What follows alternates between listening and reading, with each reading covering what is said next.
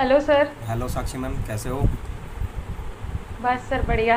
Welcome back to BSP thank you pharmacy. So much. और आज के इस वीडियो में हम बात करने वाले हैं स्टूडेंट को, जैसे कि मैं बता दूं थोड़ा सा कि यहाँ पे काफ़ी सारे स्टूडेंट ऐसे होते हैं जो कि स्टेट बोर्ड से होते हैं, और काफ़ी सारे, क्या मुझे तो लगता है मोस्टली स्टूडेंट को उन्हें ही प्रॉब्लम होती है जो कि स्टेट बोर्ड से होते हैं। तो आज के इस वीडियो में अवनीश सर आपको गाइड करेंगे कि किस तरीके से आपको अपनी जो कम्युनिकेशन स्किल्स है, साथ ही साथ जो आपकी इंग्लिश है, उसे किस तरीके से स्ट्रॉन्ग करना है, क्या क्या चीज़ें आपको फेस करनी पड़ती हैं, वो सारी चीज़ें प्रैक्टिकली आज आपको बताएंगे भी और समझाएंगे भी कि किस तरीके से आपको वो सिचुएशन फेस करनी है और किस तरीके से उस सिचुएशन से आपको बाहर निकलना है। ठीक है, तो मैं हाँ सबसे जी। पहले तो आपको ये बता देता हूँ। देखो, कम्युनिकेशन इस चीज़ का फोबिया हमारे सामने भी रहा है, क्योंकि कहीं ना कहीं हम भी एक स्टेट से निकले हैं। इंग्लिश की प्रॉब्लम हमारे सामने भी, जैसी आपके सामने है, क्या पता उससे भी ज़्यादा हमारे सामने रही हो। तो स्टैंडर्ड नॉलेज तो आपको कहीं भी मिल जाएगी, यूट्यूब पे बहुत वीडियोस मिल जाएंगी, पर एक स्टैंडर्ड नॉलेज और एक प्रैक्टिकल नॉलेज में थोड़ा फ़र्क होता है। कभी कभी जो स्टैंडर्ड नॉलेज है वो प्रैक्टिकली परफॉर्म नहीं हो पाती है, हम नहीं समझ पाते हैं कि उसको कैसे अपने लाइफस्टाइल में यूज़ करना है। तो मैं आपको वही चीज़ें बताऊंगा जो लाइफ स्टाइल से ही निकली हैं, जो हमने फेस की हैं, जिनसे हमें दिक्कतें आई हैं।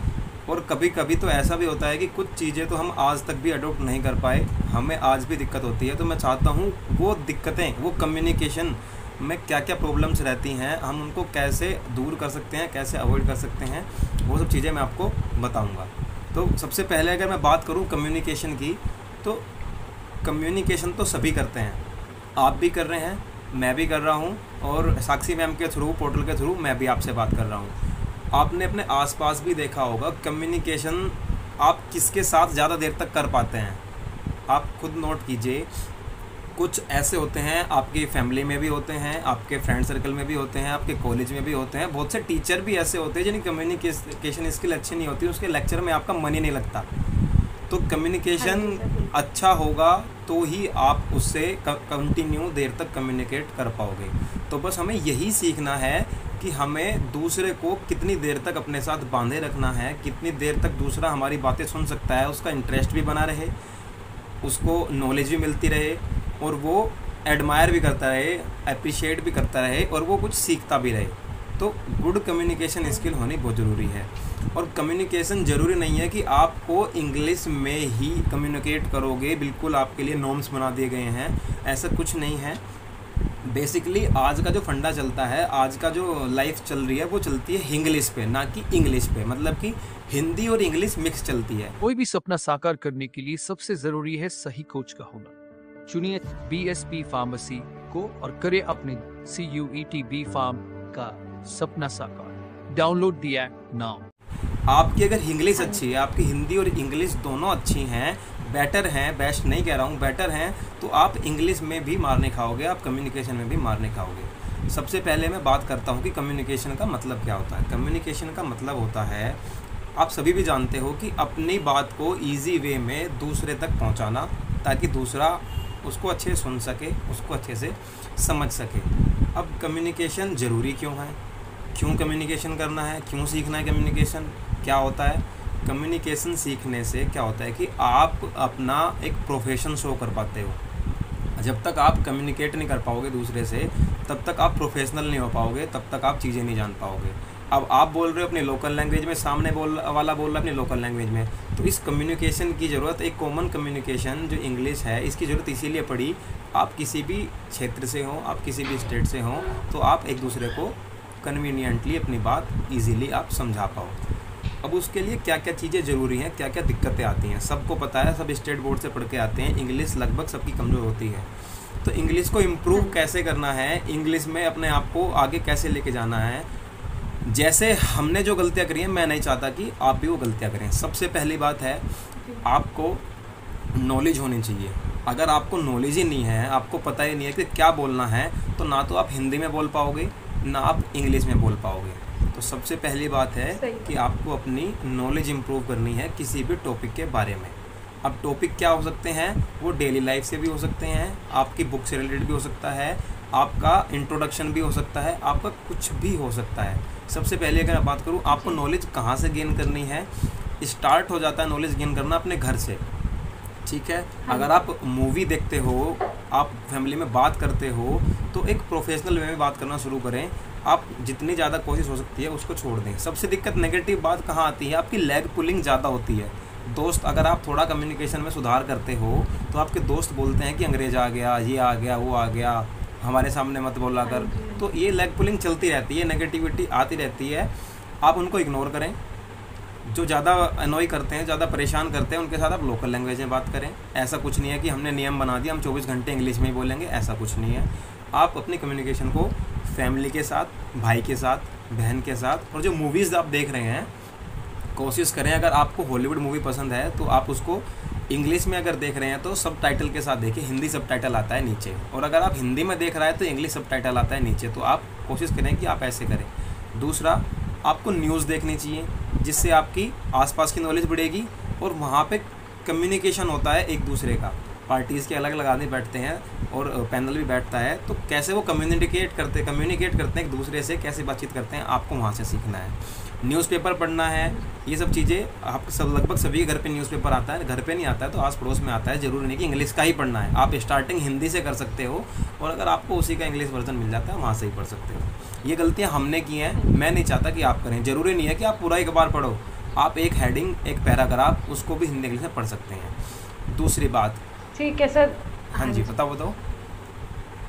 जैसे सर स्टूडेंट जब कॉलेज में जाता है तो ये होता है कि अगर वो यूपी बोर्ड से, हम यूपी का ही एग्जांपल ले लेते हैं, तो यूपी बोर्ड का बच्चा है, तो जैसे कॉलेज में गया, बी फार्म का स्टूडेंट है, तो वहाँ तो सारी पढ़ाई उसकी इंग्लिश में होनी है कॉलेज में।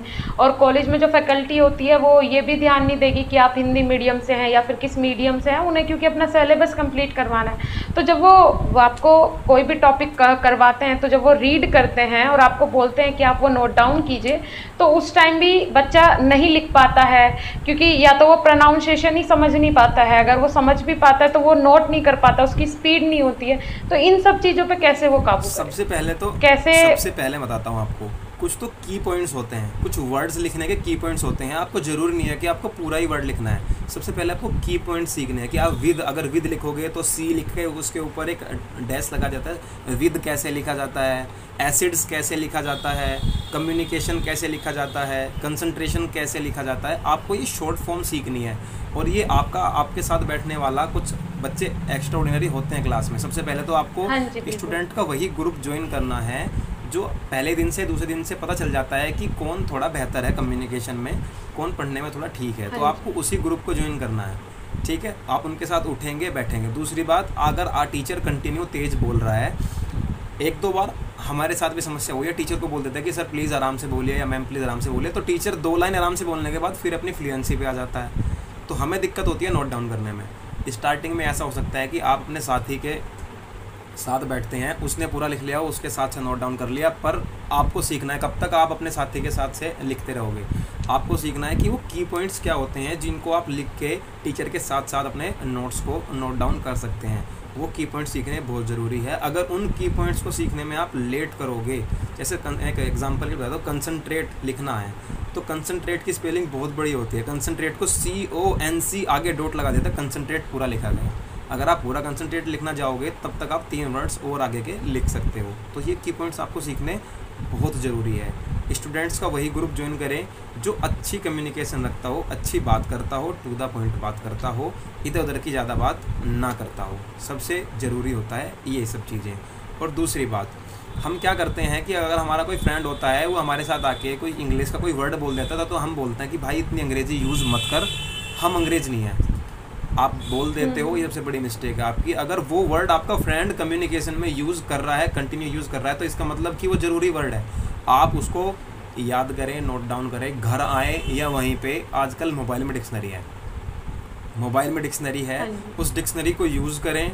इंग्लिश टू इंग्लिश डिक्शनरी भी होती है, इंग्लिश टू हिंदी डिक्शनरी भी होती है। उस वर्ड को आप तुरंत के तुरंत देखें कि इस वर्ड का एक्चुअल मीनिंग क्या है और ये कम्युनिकेशन में कैसे यूज़ हुआ है। जब मेरा फ्रेंड कंटिन्यू यूज़ कर रहा है तो मुझे भी ये वर्ड यूज़ करना चाहिए। और उसको आप जब आप नेक्स्ट टाइम कभी भी किसी से बात करो तो कोशिश करो कि इस वर्ड को आप यूज़ कर सको कम्युनिकेशन में। धीरे धीरे अपनी वोकेबलरी को बढ़ाते रहोगे, धीरे धीरे इन सब चीज़ों को नोट डाउन करते रहोगे, तो आप एक दिन देखोगे कि आपकी इंग्लिश धीरे धीरे इम्प्रूव हो रही है। हिंदी के वर्ड धीरे धीरे आपके बोलने में कम हो जाते हैं, उनमें आपको कमी देखने को मिलती है। आप जैसे जैसे अपनी कम्युनिकेशन और ज़्यादा से ज़्यादा बातचीत करने की कोशिश करें, टू द पॉइंट बात करें। आप सबसे ज़रूरी क्या होता है कि आप रेगुलर क्लास जाएं, अपने टीचर को सुने। टीचर भी बहुत सी चीज़ें ऐसी बोलते हैं जो हमारे लिए बहुत ज़रूरी है। अब जो टीचर बोल रहे हैं हमारे लिए ही तो बोल रहे हैं, आने वाले टाइम में उन्हें हम वही चीज़ें हमें बोलना है, हमें ही लिखना है। तो ज़रूरी ये है कि आप अपने टीचर को ध्यान से सुने, अपने फ्रेंड को और अपने आसपास के एनवायरनमेंट को कोशिश करें कि बना के रखें कि आप ज़्यादा से ज़्यादा इंग्लिश के वर्ड यूज़ करें। हमने क्या किया, हमने कभी ऐसा किया ही नहीं। हम अपने जो क्षेत्र के, अपने जो साथ के अपने एरिया के लड़के थे उन्हीं के साथ रहे, अपनी लोकल लैंग्वेज में बात करते रहे, और आप बिल्कुल यकीन नहीं करोगे, बहुत शर्म महसूस होती है। मैं आपको एक छोटा सा इंसिडेंट बताता हूँ। एक बार एक लड़का था, वो बीटेक ब्रांच का था और मैं फार्मेसी ब्रांच का था। तो वो मेरे फ्रेंड का फ्रेंड था, तो वो आया और उसने हैंडशेक किया। अब हैंडशेक करने का रूल क्या होता है, कम्युनिकेशन ये बोलता है अगर आप किसी से हैंडशेक करते हो और आप एक दूसरे को नहीं जानते हो तो आपको क्या करना है, हैंडशेक करते टाइम ना नाम बोलना है। मैं अगर सपोज आपसे हैंडशेक करता हूँ, अगर मैं आपसे हैंडशेक करता हूँ, हैंडशेक करने के साथ ही बोलूँगा अवनीश, तो सामने से सामने वाला बोलेगा दिस इज साक्षी या फिर जो भी है, जो उनका नाम है बोलेगा। अब उसने मुझसे हैंडशेक किया और उसने अपना नाम बोला विकास। मैं उसका फेस देखता रहा, मैंने कुछ नहीं बोला। तो मेरे साथ का जो लड़का था, जिसका फ्रेंड था, अबे ये क्या था, तुझे अपना नाम बोलना था। मैंने कहा मुझे पता ही नहीं चला इसने कब में विकास बोल दिया। हाँ पता तो चला कि विकास बोला, इसने अपना नाम बताया। तो वहाँ पर इतनी शर्म महसूस होती है, बहुत ज़्यादा शर्म महसूस होता है। ये कम्युनिकेशन के फ़ायदे हैं। ये आपको इंटरव्यू में काम आएंगे, ये आपको आपकी जॉब में काम आएंगे, आप किसी से बात करोगे वहाँ काम आएंगे। और इसके बाद सबसे बड़ी होती है की पॉइंट्स, मैं आपको बता देता हूँ। इनसे ज़्यादा आपको सीखने की कहीं ज़रूरत नहीं है, इन्हीं चीज़ों से सीखना है। रेगुलर कॉलेज जाना है, रेगुलर क्लास अटेंड करनी है।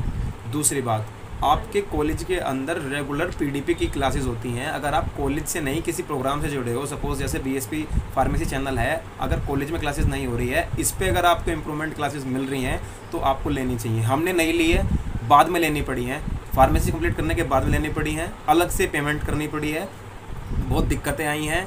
हाँ जी बिल्कुल। तो ये सब चीज़ें बहुत ज़रूरी है। थर्ड पॉइंट पर जाता है कि आपके कॉलेज में सेमिनार होते हैं, ठीक है, उन सेमिनार्स को अटेंड करना बहुत ज़रूरी है। वो सेमिनार आप अटेंड नहीं करोगे तो आपको यही नहीं पता चलेगा कि आसपास के एरिया में क्या चल रहा है, क्या चीज़ें ज़रूरी हैं और इनको कैसे हैंडल करना है।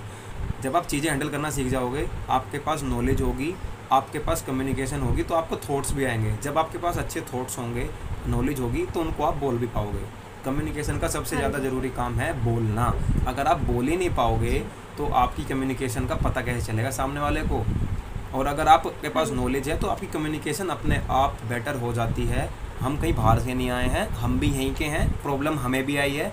इन प्रॉब्लम को हमने ऐसे अगर फेस किया होता जैसे मैं आपको बता रहा हूँ तो शायद हम आगे निकल गए होते। फिर टाइम नहीं मिलता है, फार्मेसी का 4 साल का टाइम बहुत होता है, आप आराम से अपनी कम्युनिकेशन को बेटर कर सकते हो। पीडीपी क्लासेस ज़रूर लेनी है, पर्सनालिटी पे काम ज़रूर करना है। आपकी बॉडी लैंग्वेज ख़राब है तो कम्युनिकेशन फिर भी डाउन हो जाता है। सब चीज़ें साथ साथ चलती हैं।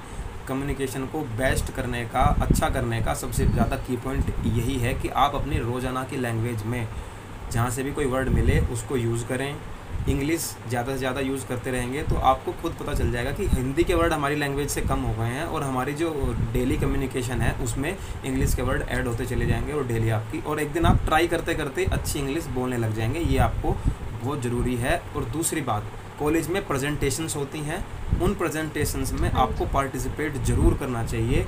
उन प्रेजेंटेशंस में आपको एक तो कम्युनिकेशन बेटर करने का चांस मिलता है, अपनी कमी का पता चलता है, और दूसरी बात आप में एक साथ में काम करने की आप एक जो फील होता है वो डेवलप हो जाता है। जब तक आप में एक दूसरे के साथ बातचीत करने का फील डेवलप नहीं होगा, ये हैबिट डेवलप नहीं होगी, तब तक आप कम्युनिकेशन नहीं कर पाओगे। इन सब चीज़ों को आप अपनी डेली लाइफ में आपके सामने अवेलेबल है, इग्नोर ना करें। अलग से कुछ नहीं करना है, अलग से कुछ नहीं करना है। यही जो मैंने बताया है, अगर आप इनको भी फॉलो कर लेते हैं तो ये सब चीज़ें आपको काम आती चली जाएंगी और एक दिन आप अच्छी कम्युनिकेशन करने लगेंगे। आप सामने वाला आपको सुनना पसंद करेगा, सामने वाला आपको आपके साथ उठना बैठना चलना पसंद करेगा, सामने वाला आपको अपॉर्चुनिटी देगा किसी भी काम की, और आप आराम से अपने करियर को बिल्ड करते चले जाएंगे। जी सर, एक प्रॉब्लम और होती है स्टूडेंट को, जैसे कि अभी मैंने, जैसे कि मेन टॉपिक हमारा यही है कि बच्चा स्टेट बोर्ड से आया है, हिंदी में आज तक उसने एग्ज़ाम दिया है, इंग्लिश का जनरल एक पेपर होता है, बस वो पेपर दिया है उसने, और उसमें भी उसे वैसा का वैसा पढ़ा दिया गया है कि ये सेंटेंसेस आएंगे, ये पैराग्राफ्स आएंगे 12th की अगर मैं बात करूँ। फिर उसके बाद जब यहाँ पे आता है तो सारी चीज़ें इंग्लिश में है, पेपर भी उसे इंग्लिश में देना होगा, एग्ज़ाम पूरा इंग्लिश में देना है, तो वो वहाँ पे इंग्लिश को कैसे, सेंटेंसेस कैसे बनाएगा, लिखेगा कैसे, क्या उसकी बैक तो नहीं आ जाएगी। प्रॉब्लम यही होती है स्टूडेंट को फर्स्ट सेमेस्टर में। बस फर्स्ट सेमेस्टर के बाद चीज़ें समझने लगता है स्टूडेंट। फर्स्ट सेमेस्टर के लिए कैसे आप उसे गाइड करेंगे? मैं ये मानता हूँ कि जो भी स्टूडेंट 12th करके आया है, अगर वो एक एवरेज स्टूडेंट है तो वो सेंटेंस तो इजीली लिख लेता है। अब जो सेंटेंस आपने हिंदी में बोल दिया वो उसका एक मीनिंगफुल इंग्लिश में आपको बना के दे देगा। पर सबसे बड़ी बात क्या दिक्कत कहाँ आती है? दिक्कत यहाँ आती है कि हम बुक की स्टैंडर्ड लैंग्वेज लिखने की कोशिश करते हैं और जो हम नहीं लिख पाते हैं, उसकी वजह से ना हमारी क्या है, या तो बैक लग जाती है या ईयर बैक लग जाती है या नेगेटिविटी आती है पढ़ने में। करना क्या है, आपको जो टीचर्स बोलता है आपको उसके नोट्स जो है ना आपको नोट डाउन करने हैं, उसके बाद उन नोट्स को पढ़ना है। सबसे ज़रूरी है, अगर आपको चीज़ें समझ में आ गई है ना, अगर आपको चीज़ें समझ में आ गई तो सबसे बेस्ट तरीका ये है कि जो चीज़ें समझ में आई हैं अपने क्वेश्चन के अंदर आंसर उसको अपनी लैंग्वेज में दें। भले ही आपकी एक आधी लाइन ऊपर नीचे हो जाती है, पर चीज़ें जैसे आपको समझ में आई वैसी आपको आगे लिखनी है। और लिखने का क्या तरीका है, आपको ग्रामेटिकल मिस्टेक यानी कि स्पेलिंग मिस्टेक नहीं करनी है। और स्पेलिंग मिस्टेक का सुधार आप कैसे करोगे? स्पेलिंग मिस्टेक का सुधार करने का बेस्ट तरीका ये है, मैंने भी यही फॉलो किया है। चीज़ें याद ही नहीं होती थी, लिखने बैठो भूल जाओ, लिखने बैठो भूल जाओ। तो उसका तरीका यही है, जब आपको आपके बीच बीच में सेमेस्टर एग्जाम होते रहते हैं, क्या बोलते हैं उनको साक्षी, सेशनल्स बोलते हैं, सेशनल बोलते हैं। उन सेशनल्स में आपको ये एक चांस होता है, आपको जितनी चीज़ें पढ़ाई गई है उतनी चीज़ों को याद करके उसको मतलब एक चेक कर लेना कि आप पे कितना याद है कितना याद नहीं है। यहाँ पे आपको चांस मिलता है। बच्चे क्या करते हैं, सेशनल छोड़ देते हैं। सेशनल्स बिल्कुल नहीं छोड़ने हैं, सेशनल्स अटेंड करने हैं। और लिखने का तरीका ये है कि जो भी आपने याद किया, जितना आपको चीज़ें समझ में आई, उसको आप एग्ज़ाम से पहले ही एक क्वेश्चन बनाओ उसका कि ये क्वेश्चन सपोज आ गया तो मैं कैसे लिखूँगा। उसको खुद ही लिख के देखो, खुद लिख के एक बार में देखा, हो सकता है आप उसको 30% ही लिख पाओ। सेकंड टाइम लिखो, थर्ड टाइम लिखो, फोर्थ टाइम लिखो, मैं गारंटी देता हूँ आपकी 5th टाइम में आपके पेन के याद हो जाएगा। आप अगर कुछ और भी दिमाग में चल रहा है ना, तो 5th अटैम्प्ट में आपके पेन के याद हो जाएगा कि आपको लिखना क्या है। वहाँ से क्या चीज़ें आती हैं, समझ में आ गया आपको कॉलेज से, समझ में आ गया आपको क्लासेस से। अब लिखने का तरीका सीखना है आपने खुद। जितना ज़्यादा आप लिखोगे उतना आपकी हैंड राइटिंग में फ़र्क पड़ेगा। जितना ज़्यादा आप लिखोगे उतनी ज़्यादा आपकी ग्रामेटिकल मिस्टेक कम होती चली जाएगी। जितना ज़्यादा आप लिखोगे उतना ज़्यादा कॉन्फिडेंस बिल्ड होता चला जाएगा। और यकीन मानिए, इतना अच्छा आंसर आप कॉपी में लिख के आओगे, ज़रूरी नहीं है कि आपको पेजेस ही भरने हैं। मोस्टली क्या देखा गया है कि बच्चे सोचते हैं क्वेश्चन में कुछ आता हो ना आता हो, पेजेस भरने हैं। ये 20% काम करता है। मैं ये नहीं बोलता हूँ कि काम नहीं करता है, 20% काम करता है। कहीं ना कहीं दिक्कतें आने के बाद ये फॉलो भी करना पड़ता है। पर सबसे ज़्यादा ज़रूरी क्या है कि आप भले ही कम लिखो क्वेश्चन में, जितना टू द पॉइंट बात की गई उतना टू द पॉइंट आप लिखो, पर आपकी ग्रामेटिकल मिस्टेक कम होनी चाहिए। बहुत ही कम ना हो तो बहुत ज़्यादा बेटर है। और आपको जो पूछा गया क्वेश्चन में वही आप लिखोगे। ये सब चीज़ें आप कब लिखोगे, जब आपने रेगुलर क्लासेस की हो, रेगुलर आपने लिख के ट्राई किया हो, अपनी ग्रामेटिकल मिस्टेक्स को कम किया हो, तभी आप, क्योंकि आप गए हो स्टेट बोर्ड से, आप इतने फ्लुएंट नहीं हो। क्योंकि अगर आप CBSE बोर्ड से हो तो आपको इंग्लिश टू इंग्लिश सब चीज़ें मिलती हैं। यहाँ सब कुछ चीज़ें हिंदी में रहती हैं, इंग्लिश एक सब्जेक्ट रहता है। और पता नहीं, बच्चे सोचते हैं कि ज़बरदस्ती बस पास करके निकल जाएँ। ये भूल जाते हैं कि आगे आपको सब कुछ इंग्लिश में ही करना है। तो चीज़ों को समझे हिंदी में। अगर आप हिंदी में समझ पा रहे हैं और आपने 12th थोड़ा नॉर्मली पास किया, भी ग्रामर थोड़ी बहुत भी अच्छी है, ज़्यादा अच्छी नहीं है, थोड़ी बहुत अच्छी, आप सेंटेंस बना सकते हो, तो उस सेंटेंस को कन्वर्ट कीजिए अपनी लैंग्वेज में और उस सेंटेंस को इंग्लिश बनाइए फिर अपनी लैंग्वेज में, तो आप इजीली पास कर जाओगे। कोई भी सब्जेक्ट आपकी बैक ही नहीं आएगी, गारंटी मैं दे रहा हूँ। जी बिल्कुल। कहने का मतलब ये है कि आप अपने, ये बच्चे के ऊपर डिपेंड करता है वो किस तरीके से प्रिपरेशन कर रहा है। अगर वो प्रैक्टिस करेगा तो बिल्कुल उसे कोई प्रॉब्लम नहीं होगी। बहुत जरूरी है। इस तरीके से हम भी अपने जितने भी हमारे ऑनलाइन कोर्सेज है, जैसे फर्स्ट सेम का है, थर्ड सेम के अभी कोर्सेज जो एक्टिव है मेनली, जिनमें लाइव क्लास वगैरह हो रही है, सो इनमें हम 5 दिन बच्चे की क्लास चलती है। मतलब मंडे टू फ्राइडे क्लास होगी, सैटरडे में हर सैटरडे टेस्ट होगा, उसके बाद संडे का हॉलीडे रहता है। तो ये हमने प्रोसेस, सबसे अच्छी बात है। अगर आप 5 दिन पढ़ लेते हो, 5 दिन पढ़ने के बाद आपको उसके बाद आपको चेक करने का चांस मिल रहा है, आपको एक प्लेटफॉर्म मिल रहा है। आप खुद चेक नहीं कर पा रहे हो, सामने वाला आपको चांस दे रहा है कि आप इन सब चीज़ों को चेक कीजिए, तो एक हमारे पास बर्डन बन जाता है कि भाई सैटरडे में टेस्ट है तो हमें ये चीज़ें याद करनी है। तो याद करने का क्या है तरीका, याद करने का मैंने तरीका आपको बेस्ट बताया है। अगर कोई टीचर आपको अच्छे से पढ़ा रहा है, चीज़ें बिल्कुल समझ में आ गई, याद आ गई, तो वो तो बेस्ट है। पर क्या रहता है, अगर आपको शुरुआत में दिक्कत आ रही है, ये दिक्कत है और आपको ये काम बस फर्स्ट और सेकंड सेम में करना है, फिर आपको हैबिट लग जाएगी, फिर आपको पता भी नहीं चलेगा कब आप लिख रहे हो, कब आपके याद हो रहा है, बिल्कुल फ्लुएंट टिप्स पे चीज़ें हो जाएंगी और आप उसे करते चले जाएंगे और बहुत आसान हो जाएगा। आपकी कोई बैक नहीं लगेगी, मैं गारंटी देता हूँ, क्योंकि मेरी बैक नहीं लगी है और इस काम में मैंने यही किया है। कम्युनिकेशन में मुझे दिक्कतें आई हैं, वो मैंने आपको बताई हैं, मैंने बहुत फेस किया है, बहुत शर्म भी महसूस की है, पर लिखने की मैं गारंटी देता हूँ, लिखने का बिल्कुल मैंने ऐसे ही फॉलो किया है, मुझे कोई दिक्कत नहीं है। मेरी ग्रामर में भी अपने आप सुधार हो गया, मेरी स्पेलिंग मिस्टेक होना कम हो गई और मैंने क्वेश्चन को टू द पॉइंट लिखना शुरू कर दिया। कॉपी ज़्यादा नहीं भरता था, पर मेरी आज तक कोई बैक नहीं आई है और आपकी भी नहीं आएगी अगर आप ये फॉलो करते हैं। जी जी बिल्कुल, क्योंकि कॉलेज में तो बच्चों को इस तरीके से मोटिवेट नहीं किया जाता है। प्राइवेट कॉलेजेस की मेनली मैं बात कर रही हूँ, जो भी हालात हैं कॉलेजेस के, जितने कॉलेजेस मैंने अभी तक देखे हैं, क्योंकि बात यही है, हम भी कॉलेज में गए हैं, हमने भी टीचिंग भी की है, पढ़ाई भी की है, तो उन चीज़ों में लगता है कि सेशनल एग्ज़ाम आते हैं, कुछ बच्चे तो तभी छोड़ के चले जाते हैं सेशनल से घबरा के। अगर एक अच्छा गाइड, मतलब एक अच्छा गाइडेंस अगर उन्हें मिले तो क्यों बच्चे छोड़ के जाएंगे। फार्मा में फीस भर दी है, उसके बाद वो इंग्लिश से घबरा के कि इंग्लिश हमसे होगी ही नहीं, बिना एग्ज़ाम उन्होंने दिए नहीं है, एग्ज़ाम से पहले ही डर के, सेमेस्टर एग्ज़ाम से पहले बच्चे छोड़ के चले जाते हैं। ये उनको ये पता नहीं है कि कंटिन्यू कॉलेज में रहना, कंटिन्यू एग्ज़ाम देना, ये कम्युनिकेशन स्किल को अच्छा करने का बेस है। अगर आप यही बेस नहीं, इसी बेस को छोड़ के भाग रहे, कोई भी सपना साकार करने के लिए सबसे जरूरी है सही कोच का होना।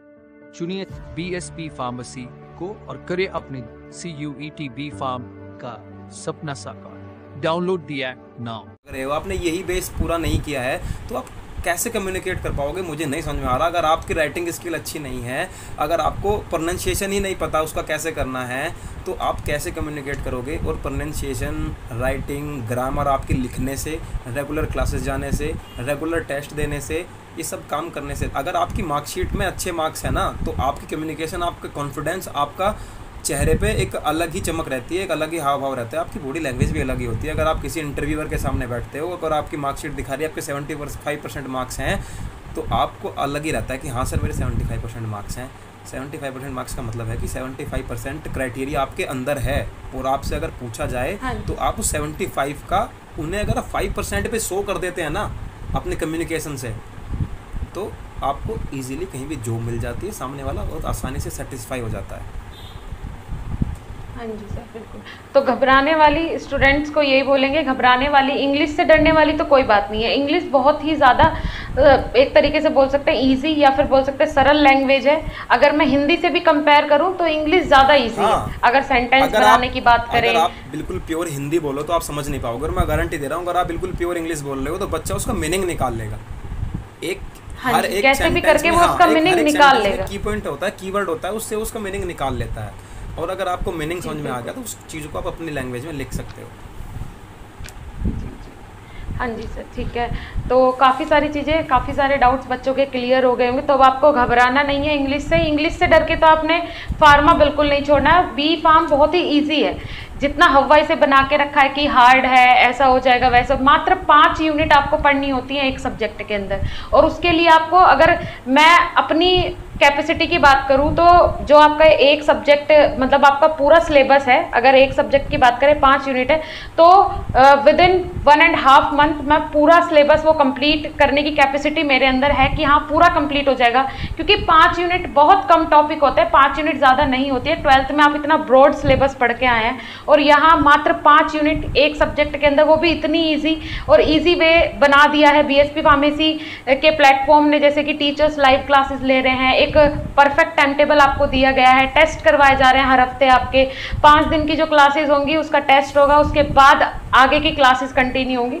तो काफ़ी सारी ऐसी चीज़ें हैं जो कि आपके लिए बहुत ईजी हो गई हैं सारी चीज़ें। तो घबराने वाली कोई बात नहीं है, बिल्कुल परेशान होने वाली बात नहीं है। आप लोग ईजीली सेमेस्टर एग्जाम, किसी की बैक नहीं आएगी, इजीली आप निकाल लेंगे, कोई प्रॉब्लम वाली बात। पहला सेमेस्टर अच्छे से आप क्या बोलेंगे अपनी मेहनत से कर जाओ, डिक्शनरी आपके साथ रहती है, हर टाइम मोबाइल आपके साथ रहता है, आप उसे यूज़ कीजिए, आपका सबसे अच्छा साथी है। आप किसी से बात नहीं कर सकते तो डिक्शनरी से बात कीजिए, किसी से कोई वर्ड पूछने में शर्म आ रही है तो आप डिक्शनरी से पूछिए, डिक्शनरी आपके साथ रहती है। और हमारे टाइम पे क्या था कि मोबाइल में डिक्शनरी नहीं थी, एक आइडिया नहीं था, एक गाइडेंस नहीं था, पता नहीं था। बहुत दिन बाद मोबाइल में डिक्शनरी आई, तो जो मैनुअल डिक्शनरी होती है हम उसे खोल के बैठते थे। मैनुअल डिक्शनरी में आधा घंटा लग जाता, कोई वर्ड ढूंढने में, 4 वर्ड ढूंढने में 15 मिनट लग गई। और अब तो ऑनलाइन डिक्शनरी है, आप गूगल पे कुछ भी बोलोगे, आप ट्रांसलेटर आ गया, आप उसको ट्रांसलेट कर सकते हो, पूरी लाइन को, पूरे पैराग्राफ आपको, हर चीज़ को ट्रांसलेट कर सकते हो। ये चीज़ें पहले भी थी, बताने वाला कोई नहीं था, आपको बताया जा रहा है, तो प्लीज़ आप इन्हें यूज़ कीजिए। गारंटी हर चीज़ की है कि आप सच में इम्प्रूवमेंट महसूस करोगे तो कॉन्फिडेंस महसूस करोगे, और कॉन्फिडेंस आपको आएगा तो कम्युनिकेशन अपने आप अच्छा हो जाएगा। हाँ जी सर, बिल्कुल सही बात है एकदम। तो काफ़ी सारे डाउट्स हमारे स्टूडेंट्स के क्लियर हो गए होंगे। इंग्लिश से घबराना नहीं है, क्या क्या टिप्स आपको फॉलो करने हैं वो सारी चीज़ें अवनीश सर ने आपको बताई थी। बाकी कोई भी आपका डाउट होता है तो आप सर का चैनल जाके विजिट कर सकते हैं। सर अपना चैनल बता दीजिए स्टूडेंट्स को। मेरे चैनल का नाम है फार्मा स्टडी विद अवनीश। आपको कोई भी डाउट है, वहाँ कुछ क्लासेस हैं, जैसे टाइम मिलता है मैं क्लासेस डालता रहता हूँ। आपको कोई डाउट है, आप सारी क्लासेस विजिट कीजिए। आपको लगता है कि कोई नॉलेज आपको अच्छी मिल रही है तो आप उसको दोबारा देखिए। कोई डाउट है तो आप कमेंट कीजिए और कंटिन्यूस चैनल को विजिट करते रहिए। और कोई भी आपको लगता है कि इस टॉपिक पे वीडियो बननी चाहिए, आप मुझे बोल सकते हैं, आप साक्षी मैम को बोल सकते हैं। हर तरह से आपके लिए, आपके डाउट्स को क्लियर करने के लिए वीडियो अवेलेबल कराई जाएगी। मैं नहीं चाहता कि जो दिक्कतें हमारे सामने आई हैं वो दूसरे के सामने आए। हाँ जी बिल्कुल, हमारा यही मोटिव है कि आप लोगों को कोई परेशानी ना हो, सारी चीज़ें आपकी इजीली क्लियर हो। कोई भी प्रॉब्लम होती है आप कमेंट सेक्शन में कमेंट करें, उसके लिए भी वीडियो ज़रूर आएगा। अगर आपका कोई भी डाउट इंग्लिश से रिलेटेड, कम्युनिकेशन स्किल से रिलेटेड है तो वो भी कमेंट सेक्शन में कमेंट करें, उसका भी एक Q&A वीडियो अगेन हो जाएगा। जितने भी आपके क्वेश्चन होंगे अवनीश सर से जिसका आप आंसर लेना चाहते हैं वो सब आप कमेंट सेक्शन में कमेंट करो, उसका एक ब्रॉड वीडियो बन जाएगा जिसमें सारे वीडियोज़ के जितने भी क्वेश्चन होंगे वो सब हम एक साथ मर्ज करके उसका एक अलग वीडियो बना लेंगे। साक्षी मैं बी फार्मा जो बच्चे कर रहे हैं, जो करने की सोच रहे हैं, जिन्होंने कर लिया है वो, जिन्होंने ये चीज़ फॉलो नहीं है, जिसे कम्युनिकेशन में दिक्कत है, वो मुझसे रिलेट भी कर पा रहा होगा। और जो बच्चा बी फार्मा कर रहा है उसको मैं बता रहा हूँ, आपके पास टाइम नहीं है, गलती करने का टाइम आपके पास नहीं है। हमने गलतियाँ की हैं, हमारी गलतियों से सीख लो तो आपको बहुत ही ज़्यादा फ़ायदा मिल जाएगा। आपके पास गलती करने का ना टाइम है ना मौका है। आज जैसे आप गलती करोगे मौका कोई और ले जाएगा। तो जो मौके हमने गंवाए हैं आप मत गंवाइए। आपको चीज़ें सामने से प्रैक्टिकली मिल रही हैं, उनको लीजिए, उनका फ़ायदा उठाइए। जी बिल्कुल सही बात। Okay sir, so thank you so much. काफ़ी वैल्यूएबल वीडियो रहेगा आपका, मुझे पता है हमारे स्टूडेंट्स के लिए। Thank you so much. Thank you.